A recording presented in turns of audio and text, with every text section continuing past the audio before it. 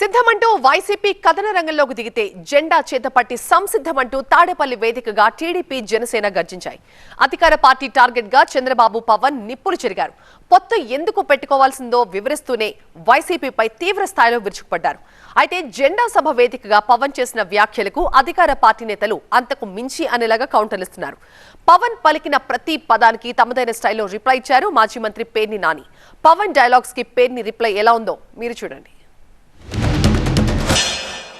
పొత్తు గెలవాలి, జగన్ పోవాలి. జనసేన టీడీపీ పొత్తు గెలవాలి, జగన్ పోవాలి. వైసీపీ నేలమట్టం అవ్వాలి. హలో ఏపీ చెప్తామా?